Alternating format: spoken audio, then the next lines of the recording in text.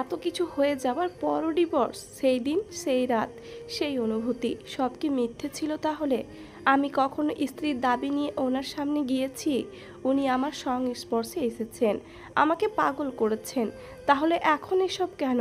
উষা আর কিছু ভাবতে পারল না, নিঃশ্বাস আটকে আসছে তার। মারিয়া জামান খাবার বেড়ে দিয়েছিলেন লিপি বেগম কিচেনে। নাবিল ভূঁইয়ার রাগে ভিতরটা ফেটে যাচ্ছে, কিন্তু অতিরিক্ত রাগে আদরের ভাতিজাকে কিছু বলতে পারছেন না। সিজান ভূঁইয়া নিজের জায়গা ছেড়ে উঠে দাঁড়ালেন। শাসন না করতে করতে অনেক বার বেড়ে গেছে ছেলেটার। সিজান ভূঁইয়ার চোখ মুখ শক্ত, হাত মাত্রই তুলে নিজের ছেলের পানে থাপ্পড় মারার জন্য, কিন্তু হঠাৎ বাধা পড়ায় পেছন ফিরে তাকায়। নিজের ছোট ভাইকে হাত ধরে বাধা দিতে দেখে যেন রাগের পারদ হুড় হুড় করে বেড়ে যায়।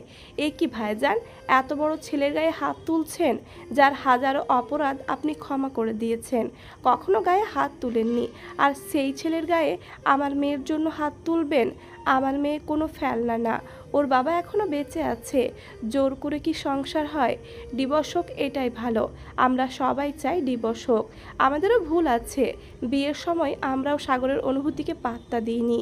বিয়ে সংসার কোনো ছেলে খেলা না, আমার কপালেও সংসার জুটেনি, আর আমার মেয়ের কপালে সংসার জুটবে ভাবছেন? সিজান ভূঁইয়া বাক্যহারা হয়ে যান। ভাইয়ের এমন কথার কি প্রতি উত্তর করবেন ভেবে পেলেন না। সাগর নির্লিপ্ত ভঙ্গিতে মাথা নিচু করে বসে আছে। নাবিল ভূঁইয়া এবার ক্রোধ নিয়েই বললেন, তাহলে সেই দিন এই আয়োজন করে রেজিস্ট্রি করেছিলে কেন? আমরা তো ভেবেছি তোমাদের মধ্যে সব মিটমাট হয়ে গেছে। নাহিদ ভূঁইয়া তাচ্ছিল্যের স্বরে বলেন, আহ ভাইজান, বুঝলে না, সম্পর্ক ভাঙার আগে পাকাপোক্ত করতে হয়, প্রমাণ ছাড়া ডিভোর্স হবে কিভাবে? আমি তো সেই দিনই বুঝেছিলাম, আর তোমরা বোঝনি। লিপি বেগম অশ্রুসিক্ত নয়নে এগিয়ে এলো মেয়ের দিকে। মেয়ের মাথায় হাত রেখে কান্নারত স্বরে বলে, আমাদেরকে ক্ষমা করিস মা, তোর বাকি জীবনটা আমরা নষ্ট করে দিলাম। তোর এক মা তোর শৈশব বিষাক্ত করেছে, আর এই মা তোর কিশোরী আর যৌবনকাল বিষাক্ত করেছে। উষা নিশ্চুপ, কণ্ঠমণি থেকে কোনো শব্দ বের হলো না। সাগর উঠে যায়। আপাতত তার যা জানা দরকার ছিল সে জেনে গেছে, এখন এখানে না থাকাই শ্রেয়। সিজান ভূঁইয়া ঘৃণাভরা দৃষ্টিতে দেখলেন ছেলের প্রস্থান। ঠাটিয়ে একটা থাপ্পড় মারতে পারলে বুঝি মনটা শান্ত হতো। রাতের সাথে পাল্লা দিয়ে বাড়ছে ভূঁইয়া বাড়ির নিস্তব্ধতা। রাত তখন প্রায় 11:30। কলিং বেলের শব্দে হুঁশ ফিরে সকলের। সম্বিত ফিরতে বুঝতে পারে সকলে গত 1.5 ঘন্টা যাবৎ একই ভঙ্গিতে ড্রয়িং রুমে বসে আছে।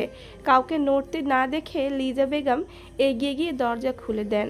শামিন ঘুমন্ত ছেলেকে কোলে নিয়ে দ্রুত পায়ে ভেতরে প্রবেশ করে। ব্যস্ত ভঙ্গিতে বলে, কখন থেকে বেল বাজাচ্ছি, কেউ খুলছিল না কেন? লিজা বেগম হতাশ শ্বাস ফেললেন। হেইডা মা, তুমি নিজে আইয়া দেই খালাও, অনেক ভালো করছো, আজকে তুমি এই বাসায় আইছো। পদচারণ থামিয়ে পেছনে তাকায় শামিন। কপালে ভাঁজ ফেলে চিন্তিত স্বরে বলে, কেন, কি হয়েছে? লিজা বেগমের উত্তরের অপেক্ষা করল না শামিন। ড্রয়িং রুমে ঢুকেই সবাইকে নিশ্চুপ এবং গভীর চিন্তায় মগ্ন থাকতে দেখে এগিয়ে আসে। এত রাতে ঘুমন্ত ছেলেকে কোলে নিয়ে শামিনকে ভূঁইয়া বাড়িতে দেখে যেন অবাক হলো না কেউ। লিপি বেগম নাতিকে কোলে নিতে নিতে বলে, এত রাতে ঘুমন্ত ছেলেকে নিয়ে এখানে? ওর ঠান্ডা বুঝলে, ডক্টর দেখিয়ে ফিরছিলাম। হাসান সাহেব তো রাতেই রোগী দেখে, জানোই তো। মুহিবকে বললাম তুমি বাসায় চলে যাও, আমাকে এখানে রেখে যাও। মনটা উষার জন্য বড্ড আনচান আনচান করছিল। আগে বলো, সবার মুখের এমন অবস্থা কেন? আর উষা বউ কোথায়? সাদাব থমথমে কণ্ঠে বলে, উসি নিজের রুমে আছে। শামিন গিয়ে বসে নাবিল ভূঁইয়ার পাশে। লিপি বেগম মাহিদকে কোলে নিয়ে উষার রুমের দিকে যান। ছেলেটাকে দেখে হয়তো মনটা একটু ভালো হবে। কি হয়েছে চাচ্চু, সিরিয়াস কিছু? সাদাব খুলে বলে সবটা। খাওয়ার সময় সে সেখানে উপস্থিত না থাকলেও মায়ের থেকে সবটাই শুনেছে। ঠিক 1:47 শামিন বসার ঘর থেকে উষার ঘরে আসলো। ঘুমন্ত ছেলেকে বুকে নিয়ে শুয়ে আছে উষা, চোখের কোণে জল চিকচিক করছে তার। শামিন আস্তে করে গিয়ে বসে বোনের পাশে। শামিনকে দেখে বিছানা ছেড়ে সেও বোনের পাশে বসে। নীরবতা ছেয়ে যায় দুজনের মধ্যে। এক পর্যায়ে উষা নিজের মাথাটা বোনের কাঁধে এলিয়ে দেয়। ভাঙা ভাঙা গলায় বলে, আমাদের সম্পর্কটার সমীকরণ আবারও বদলে যাবে।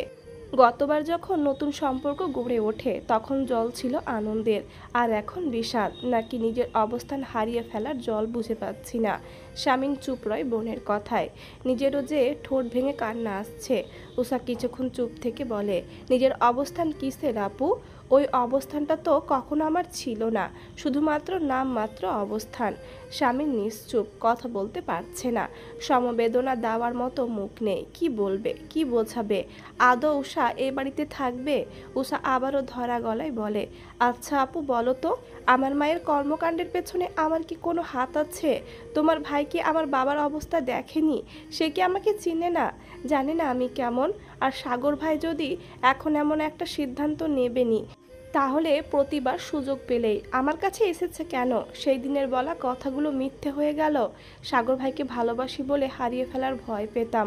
অন্য কেউ তাকে স্পর্শ করবে ভাবলে যেন বুকটা ছিঁড়ে যায়। কিন্তু সাগর ভাই দেশে ফেরার পর থেকে তাকে হারানোর ভয় না, ডিভোর্সের ট্যাগ গায়ে লাগবে ভেবে ভয় পেতাম। কারণ যে কখনো আমার ছিল না, সে হারিয়ে গেলেই বা কি? যে আমার না, তাকে হারানোর ভয় পাওয়াটা নেহাত বোকামি। সামিনও কাঁদে, নিঃশব্দে চোখ থেকে গড়িয়ে পড়ে নোনা জল।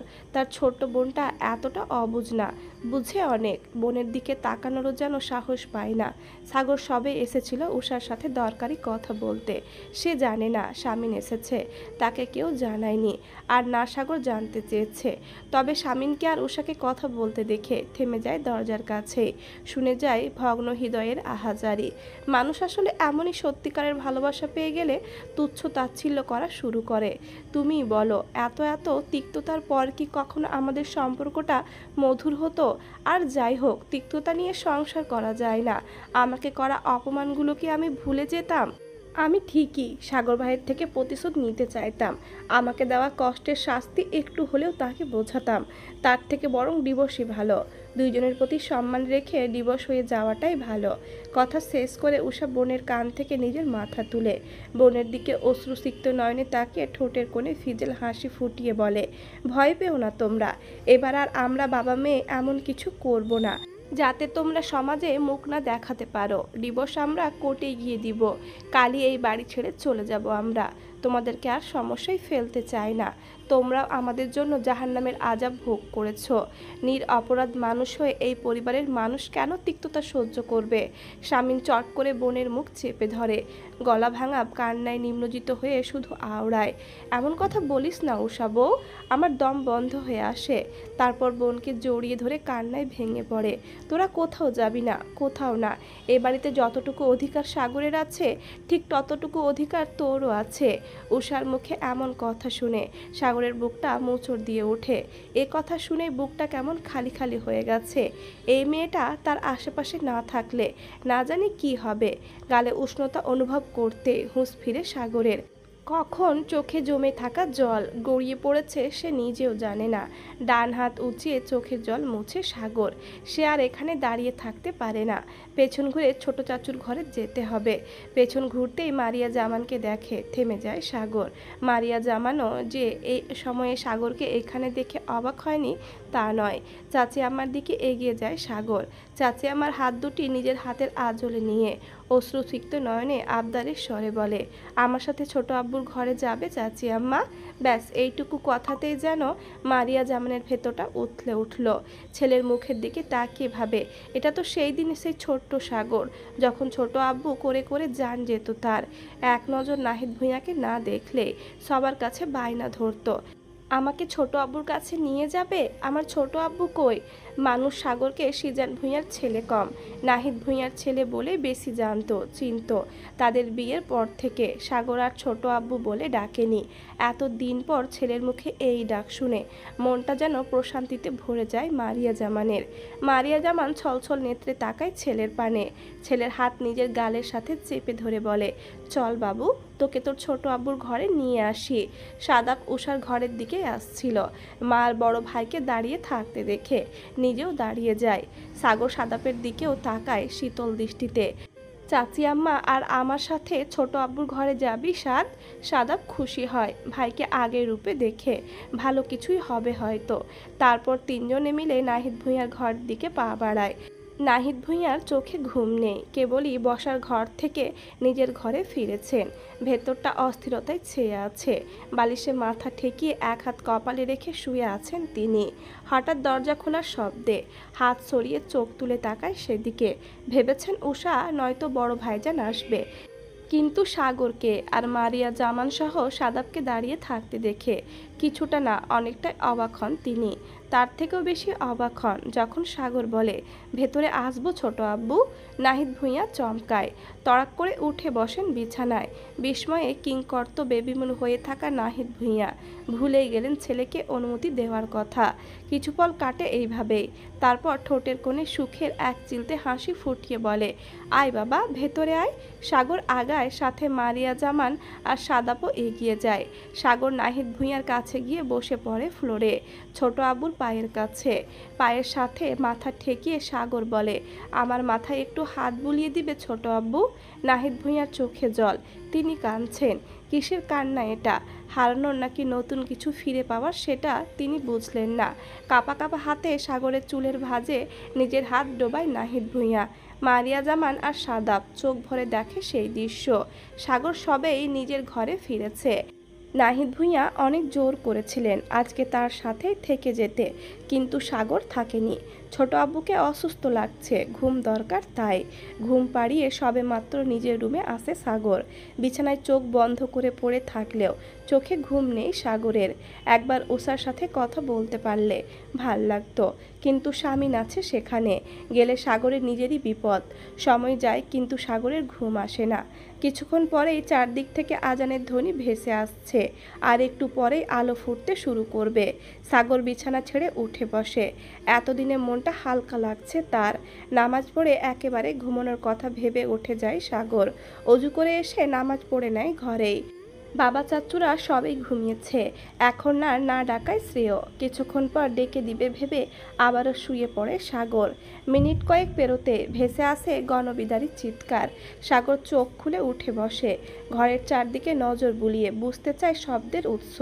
কান খাড়া করে রাখে সাগর, এবার স্পষ্ট শুনতে পায়, বাবা। বুক ফেটে আসে আহাজারি। সাগর বুঝতে পারে এটা উষার গলা, উষার চিৎকার। সাগর হন্তদন্ত হয়ে ছুটে বের হয় রুম থেকে। মুহূর্তে এসে দাঁড়ায় নাহিদ ভূঁইয়ার ঘরের সামনে। দরজা খুলে থাকতে দেখে এক অদ্ভুত ভয় কাজ করতে থাকে সাগরের মনে। অজানা ভয়ে সাগরের গলা শুকিয়ে কাঠ। শুষ্ক ঢোক গিলে কাঁপতে কাঁপতে পা বাড়ায় ছোট আব্বু রুমের দিকে। সাগর রুমে ঢুকেই দেখে উষা নাহিদ ভূঁইয়ার মাথা কোলে নিয়ে বসে আছে। চোখ বেয়ে গড়িয়ে পড়ছে নোনা জল। কান্নার প্রকোপে বারবার কেঁপে উঠছে শরীর। উষা বাবার মাথায় মুখে হাত বুলিয়ে ডাকে, আব্বু কথা বলো, আমাকে দেখো, আমি উষা, চিনতে পারছো আমাকে? সাগর ছুটে যায় উষার কাছে। উষা দেখে সাগরের পদক্ষেপ, চোখ মুখ শক্ত করে কঠিন গলায় বলে, একদম আগাবেন না আমাদের দিকে। আমরা বাপ মেয়ে বাঁচি নাকি মরি সেটা আপনার দেখার বিষয় না। আপনি ওখানেই দাঁড়ান, আর এক পা এগোলে এর ফল ভালো হবে না। সাগর শুনে না উষার নিষেধ, এগিয়ে আসে উষার দিকে। ঠিক আছে, রিল্যাক্স, আমি এগোবো না। ছোট আব্বু হয়তো ব্রেন স্ট্রোক করেছে, আগে হসপিটালে নিয়ে যায়, পরে কথা হবে আমাদের মধ্যে। উষা তবুও থামে না, উঠে দাঁড়ায় সে। ও বড় আব্বু, চাচ্চু, কই তোমরা? সাদাব, এদিকে আয়। আমার আব্বু কেমন করছে। তারপর আবারও সাগরের দিকে তাকিয়ে বলে, আপনি এগোচ্ছেন কেন? বের হন রুম থেকে। উষার চিল্লাচিল্লিতে সকলে আসে নাহিদ ভূঁইয়ার রুমে। সৃজন ভূঁইয়া ভেঙে পড়েন। ভাইয়ের মুখ বেঁকে গেছে, বাম হাত নাড়াতে পারছেন না, শুধু ফ্যালফ্যাল করে তাকিয়ে আছে। সৃজন ভূঁইয়া বুঝলেন এবার ভাইয়ের কথা বন্ধ হয়ে গেছে। সাদাব দ্রুত পদে বের হয় রুম থেকে। অ্যাম্বুলেন্সের জন্য কল দিয়ে আবারও কল লাগায় রাফিদার আরাফকে।